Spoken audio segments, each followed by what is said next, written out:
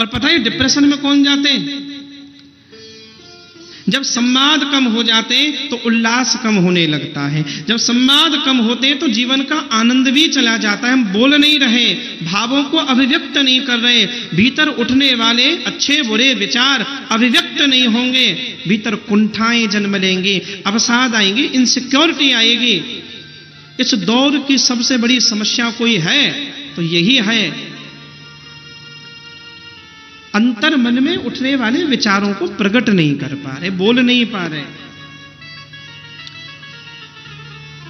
बड़े अजीब ये दुनिया के मेले हैं, बड़े अजीब ये दुनिया के मेले हैं।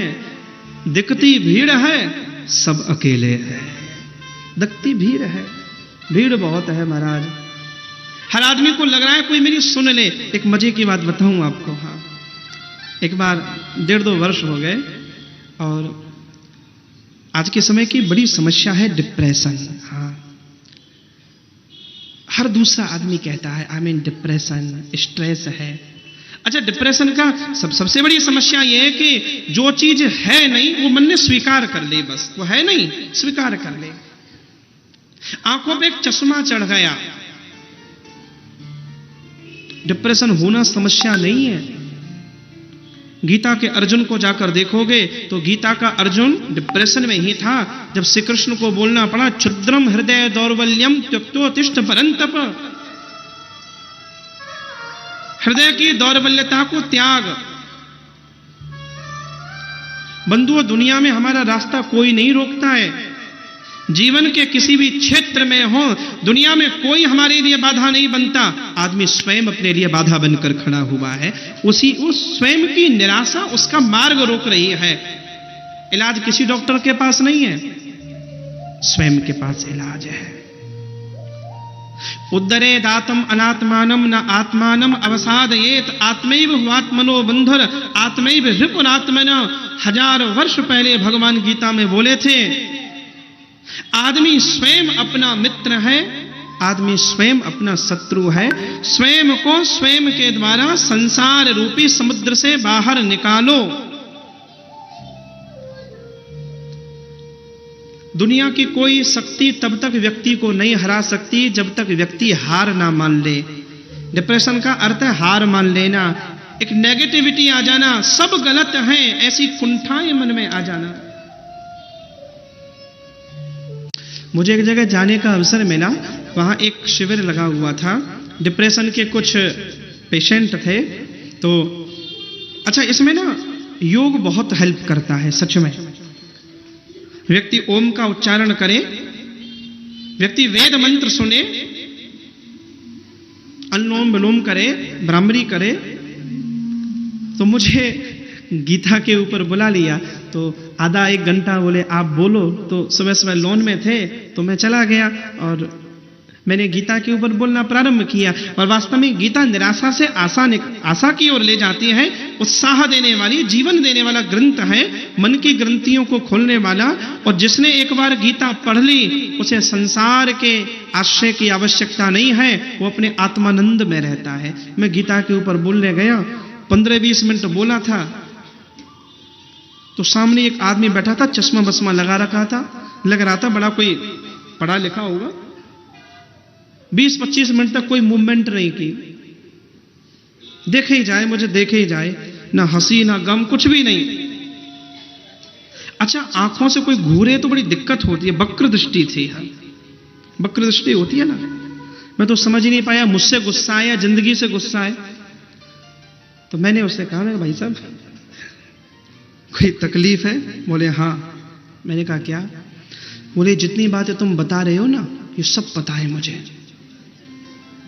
हाँ, सब पता है मुझे। अब ये भारी समस्या हो गई। अच्छा, मुझे बोले मोबाइल है तुम्हारी जेब में? मैंने कहा। बोले जरा गूगल करो। NRI था। मैंने कहा करना क्या है? तो उसने कहा मेरा नाम सर्च करो। मैंने गूगल किया, उसका नाम सर्च किया, मैं भी सरप्राइज रह गया। उस आदमी ने टेंशन के ऊपर 10 किताबें लिखी थी, अमेरिका का रहने वाला। 10 किताबें। और बड़े बड़े गवर्नर, बड़े बड़े वहां के बड़े लोगों के साथ उसकी फोटो पार्लियामेंट में। बोले मैंने 10 किताबें लिखी हैं, किसके ऊपर? टेंशन के ऊपर। मैं ही टेंशन में हूं। ठीक है। और बोला मैं ठीक नहीं हूंगा, यहां भी कितना भी प्रवचन देना मैं ठीक नहीं हो सकता। मैंने कहा क्यों? बोले आपने समझने की कोशिश ही नहीं की कि मैं टेंशन में गया क्यों। पहले मेरी समस्या की वजह तो पूछो। मैं कहा भैया बता दो, चलो प्रवचन तो बंद करेंगे। मैं कहा बंद करो प्रवचन, अब ये प्रवचन ही प्रवंचना होगी। बोले वर्ष हो गए सब सुना ही रहे हैं मुझे। घर पे था तो पत्नी सुना रही थी, बेटा सुना रहा था, फिर बहू आ गई वो सुनाने लगी, भाई सुनाने लगे, माता पिता सुनाने लगे, सब सुनाने लगे। मेरी सुनने को ही कोई तैयार नहीं था। जब ना सुना पाया मैं किसी को तो इतनी चीजें भर गई, ओवरलोड हो गया मामला, बस आउट ऑफ कंट्रोल।